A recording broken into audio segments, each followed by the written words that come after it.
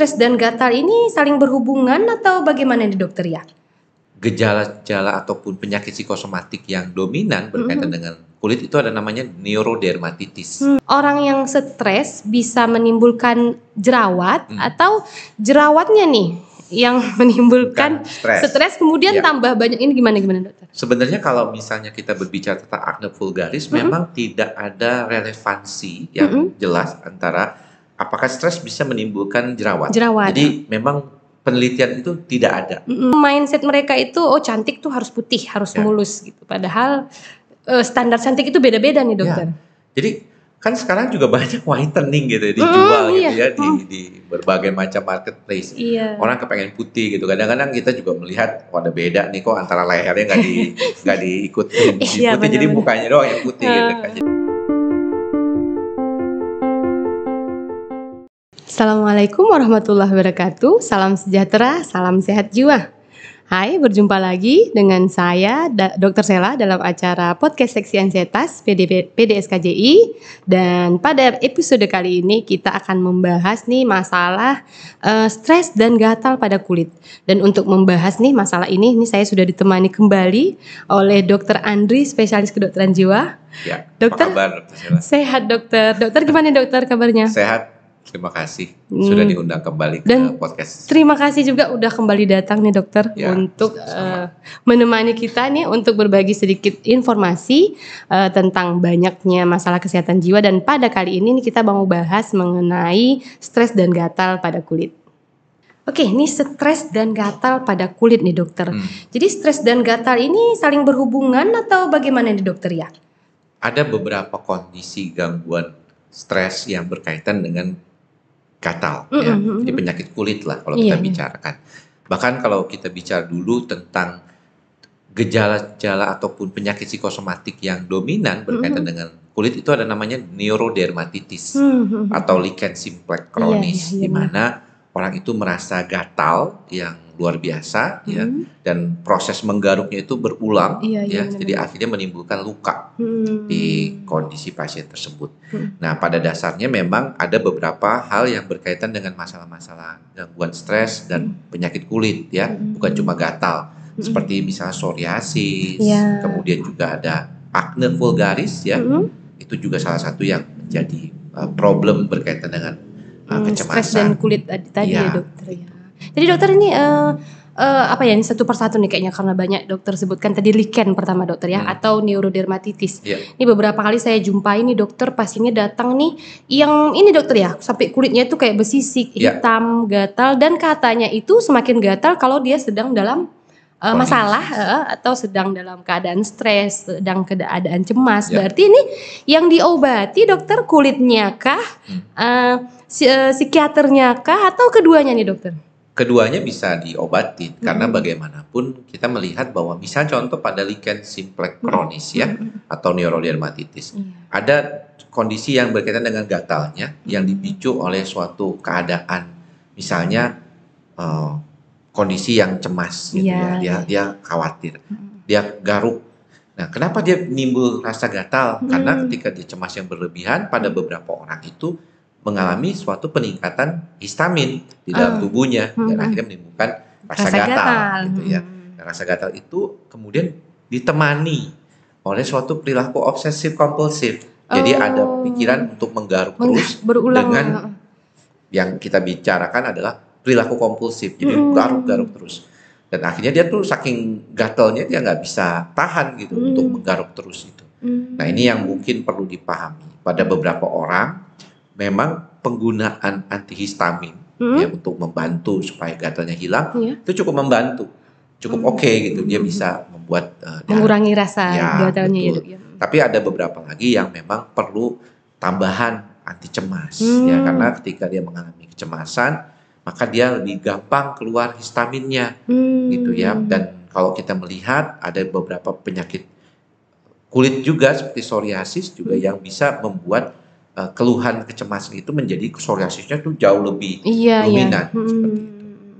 Jadi dok, berarti itu bukan hanya sugesti ya dokter ya, bahwa ini saya stres terus timbul gatal nih, tapi memang ada mekanisme antihistaminnya tadi ya dok ya? Sebenarnya kalau kita berbicara tentang pendekatan psikosomatik medis, ada beberapa penyakit lain yang berkaitan dengan stres dan adanya sistem imunitas yang terganggu. Bukan cuma masalah lichen simplex chronis atau neurodermatitis, juga asma bronkialis sebenarnya. Di mana ketika terjadi peningkatan histamin akan memicu lebih mudah, selain daripada faktor alergennya sendiri sudah ada, ditambah dengan faktor stres, itu akan menjadikan jauh lebih dominan kambuhnya asma bronkial ini. Kan itu kan proses sistem imun ya dokter ya. Bisa aja seseorang itu jatuhnya ke neurodermatitis atau ke seperti dokter katakan tadi asma ya dok ya. Ada beberapa penyakit imunitas yang berkaitan dengan kondisi misalnya tadi autoimun histamin itu membuat problem yang berkaitan dengan stres dan kondisi penyakit medis seperti tadi. Oke, ini dokter, tadi kita cerita neurodermatitis nih. Kemudian yang tadi menarik juga akne nih dokter, jerawat ya kan. Ini dokter, artinya nih dokter tadi menyampaikan orang yang stres bisa menimbulkan jerawat atau jerawatnya nih yang menimbulkan stres kemudian tambah banyak, ini gimana dokter? Sebenarnya kalau misalnya kita berbicara tentang akne vulgaris memang tidak ada relevansi yang jelas antara apakah stres bisa menimbulkan jerawat. Jadi memang penelitian itu tidak ada, tidak menimbulkan suatu sebab akibat yang saling berhubungan. Kebetulan memang waktu saya residen juga tesis saya berkaitan dengan akne vulgaris dan quality of life atau kualitas hidup. Yang ada adalah ketika jumlah aknenya itu lebih dominan, maka kecemasannya akan lebih dominan.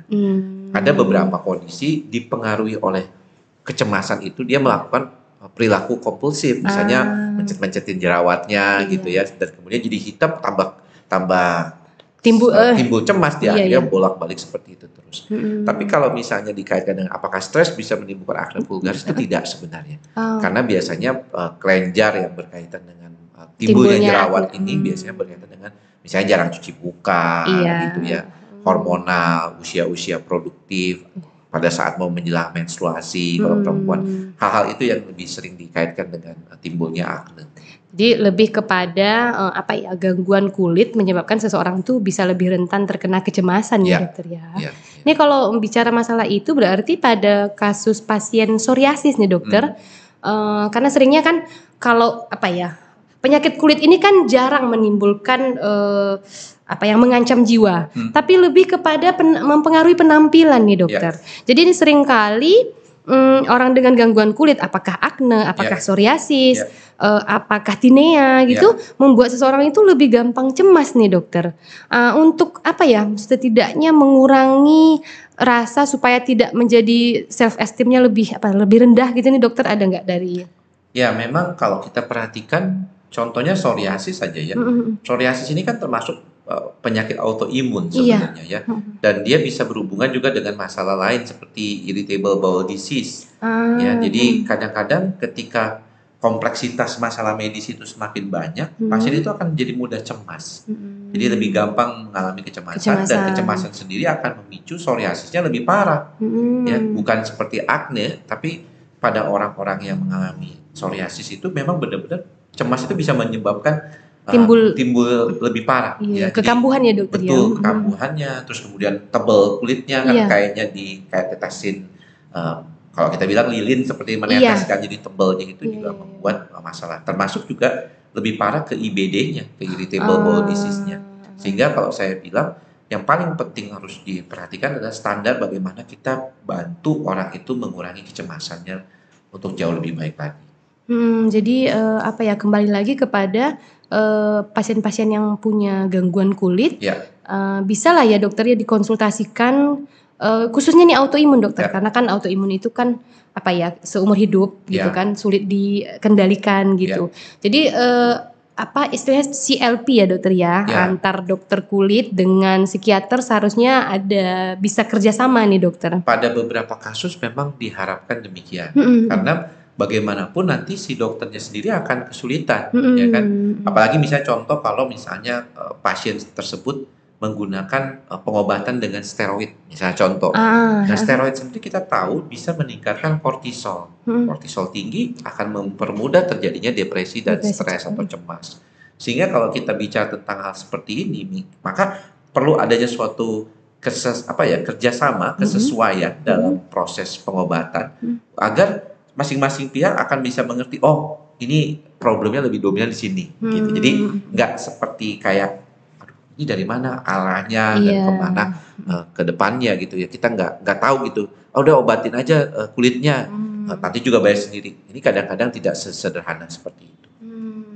Jadi dokter kalau pada keseharian praktik dokter nih apa sering dijumpai yang kayak gini atau lebih kepada apa ya dokter ya? Masalah lambung yang katanya kan lebih banyak nih. Lambung atau kalau kulit gimana dokter? Sering nggak dokter menjumpai? Memang kalau kulit tidak terlalu sering. Ya, hampir 2/3 pasien dengan keluhan fisik yang saya temui di praktek itu berkaitan dengan masalah lambung. Lambung. 2/3-nya lambung, 1/3-nya adalah lain-lain termasuk jantung dan keluhan sesak napas. Oh, asma juga sering ya dok ya? Bukan asma, tapi perasaan tidak nyaman. Perasaan menyesak. Ya, jadi ada seperti tapi bukan kayak orang panik yang seperti tercekik, tapi nggak enak, napasnya nggak lampias begitu. Jadi seperti kayak ada hard to breathe, tapi bukan choking sensation seperti panik gitu. Itu yang mungkin juga sering terjadi. Sering ya dokter ya, tapi kalau untuk kulit sendiri mungkin lebih kepada ketidaktahuan ya dok ya. Misalnya kayak psoriasis ini tadi dokter ini kan ternyata stres itu bisa mempengaruhi nih dok untuk angka kekambuhan, untuk angka ringan beratnya keluhan gitu ya dokter ya. Dan ternyata bisa saja meminta kerjasama pertolongan kepada psikiater nih dokter. Iya, karena bagaimanapun kita melihat bahwa kita tidak bisa membedakan atau memisahkan antara ini gangguan fisik murni, ini gangguan jiwa murni gitu. Iya. Karena orang dengan masalah kejiwaan pun bisa mengalami gejala fisik, begitupun juga sebaliknya.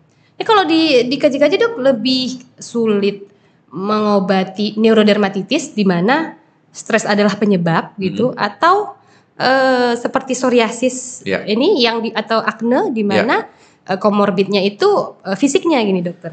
Sebenarnya kalau akne memang jelas tidak terlalu punya rentanan ke stresnya. Jadi kalau stres tidak sebagai pemicu, maka kondisinya itu kelihatannya akan jauh lebih mudah. Karena kita melihat fisiknya. Walaupun kita tahu juga sih bahwa banyak juga orang mengalami masalah akne itu sampai bertahun-tahun kan. Dan kayaknya udah pakai berbagai macam alat dan berbagai macam kosmetik. Udah ke dokter mana, ke dokter kulit ini gitu ya.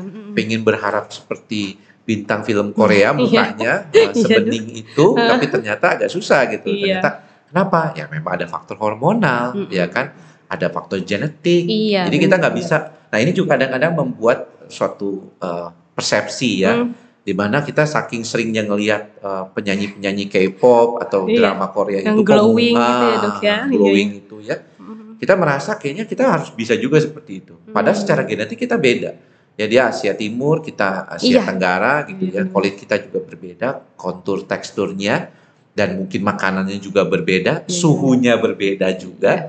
Jadi kadang-kadang karena keinginan yang pengen seperti itu, kita pakai berbagai macam kosmetik, ya akhirnya malah membuat masalah. Karena kita jadi terlalu maunya mukanya bersih gitu ya. Jadi seperti kayak itu. Padahal sebenarnya bercak-bercak sedikit itu kan normal, nggak masalah gitu ya. Jadi jangan memberikan settingan, aduh aku pengen seperti dia gitu ya, pengen mukanya bagus. Nah, itu juga memberikan stres sendiri gitu ya. Dan pada beberapa kasus memang bisa menyebabkan langsung seperti pada lichen simplex kronis, walaupun kita tahu agak jarang kita temukan itu di dalam praktek sebenarnya. Jadi dokter balik ke sedikit ini berarti apa? Karena kan standar cantik orang Indonesia itu katanya putih nih dokter. Sedangkan kebanyakan dari orang Indonesia itu malah kulitnya kuning langsat atau sawo matang gitu dokter ya. Untuk apa ya? Apalagi sekarang nih generasi sekarang istilahnya sudah bukan lagi milenial dokter. Tapi generasi Z. Generasi Z benar dokter. Ini karena kiblatnya itu sudah ke K-pop gitu malah. Jadi kan mindset mereka itu cantik tuh harus putih, harus mulus gitu. Padahal standar cantik itu beda-beda nih dokter. Jadi kan sekarang juga banyak whitening gitu dijual gitu ya di berbagai macam marketplace. Orang kepengen putih gitu. Kadang-kadang kita juga melihat ada beda nih kok antara lehernya nggak diikutin putih. Jadi mukanya doang yang putih gitu kan. Jadi menarik gitu kelihatannya. Tapi saya pikir sesuatu yang kita nggak bisa terima itu akan menimbulkan perasaan nggak nyaman. dan itu bisa menimbulkan gejala-gejala depresi. Makanya kenapa persepsi orang terhadap kondisi kecantikan itu juga perlu diperbaiki gitu ya. Apakah harus selalu putih gitu ya? Padahal orang-orang dari Eropa atau dari Amerika melihat kita bagus, eksotis katanya ya dok ya, benar-benar. Kulit kita itu sawo matang, ya kemudian kuning, langsat gitu. Jadi beda gitu konturnya. Asia Tenggara kan beda. Kita lihat aja teman saudara kita di di Malaysia, kemudian di Vietnam, di Thailand, itu kan memang seperti itu gitu kan. Di Brunei gitu. Jadi memang seperti itu gitu. Jadi nggak perlu menjadi orang lain sebenarnya. Jadilah diri sendiri gitu. Itu yang menurut saya penting juga untuk perhatian kita pada kulit, karena memang susahnya gini ya, karena appearance atau penampilan ini kan pertama kali dilihat orang gitu. Benar. Jadi kan kalau orang bilang yang penting hatinya baik, tapi kan kita tetap lihat penampilannya. Iya benar. Ya, kita lihat penampilan itu menjadi satu utama, sehingga ketika penampilan itu dia harapkan sesuai dengan hal yang kita mau, misalnya kayak tadi pengen putih seperti bintang film Korea, glowing seperti itu, dan tidak tercapai, yang ini yang berarti diubah dong. Berarti kognitifnya yang harus diubah, persepsi itu yang harus diperbaiki nih dokter. Jadi bisa jadi obsesi nggak itu dokter ya? Karena melihat oh ini cantik, saya pasti cantiknya nih kulitnya harus putih nih dokter. Ini bisa jadi obsesi ya dokter ya?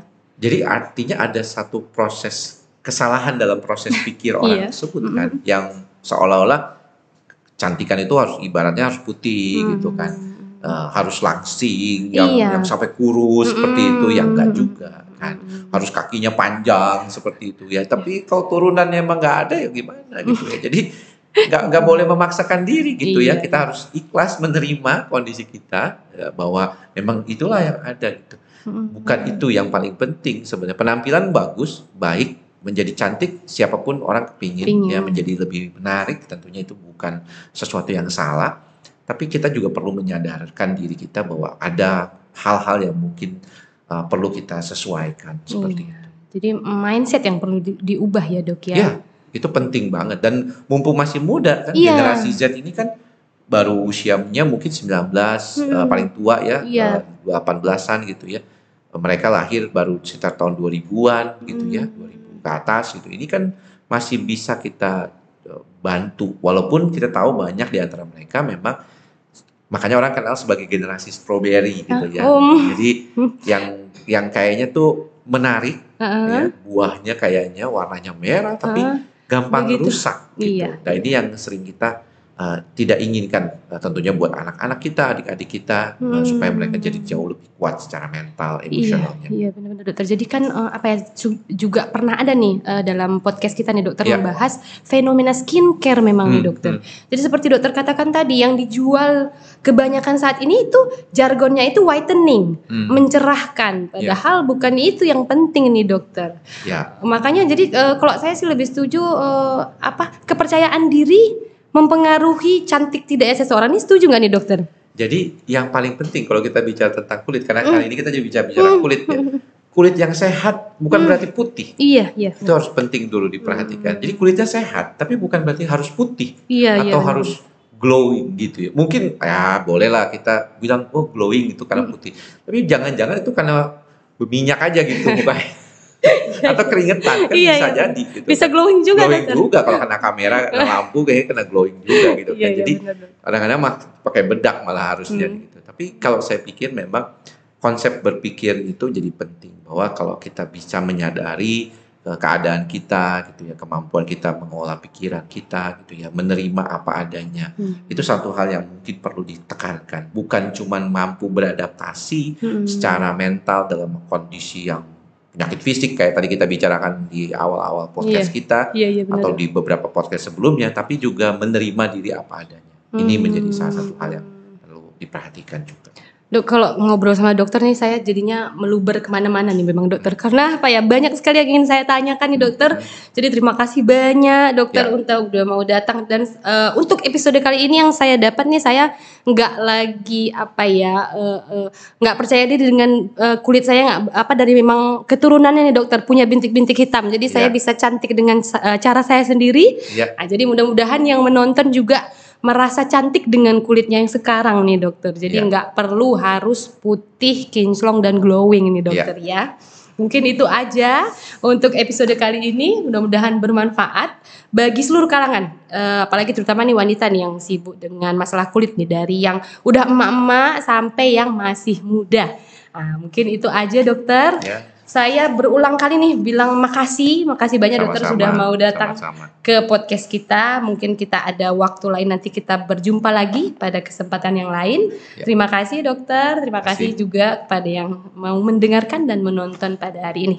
Setelah berbincang dengan Dr. Andri, mudah-mudahan nih banyak sekali manfaat yang bisa kita petik, baik untuk penonton awam ataupun juga kepada seluruh tenaga medis yang menonton acara hari ini. Mudah-mudahan bermanfaat untuk kita semua, bisa dipraktekkan di kehidupan sehari-hari. Untuk sebelum nih menutup acara pada hari ini nih dokter, boleh cerita dokter medsos dokter nih Andri Psikosomatik ya dokter ya? Iya. Rata-rata semua medsosnya namanya Andri Psikosomatik. Andri Psikosomatik. Jadi kalau mau follow nih dokter di IG, di TikTok dan YouTube. YouTube boleh ya, karena dokter nih sering sekali membagi, men-share masalah kesehatan jiwa. Dan juga kalau misalnya nih dokter ada yang mau konsultasi langsung nih dokter nih mau kemana nih dokter? Saya prakteknya di Tangerang, di Rumah Sakit EMC Alam Sutra di Serpong, Tangerang Selatan. Oke, jadi kalau mungkin ada teman-teman yang mau langsung konsultasi, merasakan selama dokter berapa kali podcast di sini, saya kayaknya ada keluhan nih, saya ada masalah kesehatan jiwa nih yang mau saya konsultasikan, boleh menjumpai dokter ke Rumah Sakit Alam Sutra nih dokter ya. Oke, terima kasih buat semua yang udah menonton podcast kita pada hari ini. Kita berjumpa lagi pada kesempatan lain. Tiada kesehatan tanpa kesehatan jiwa. Wabillahi taufiq wal hidayah. Assalamualaikum warahmatullahi wabarakatuh.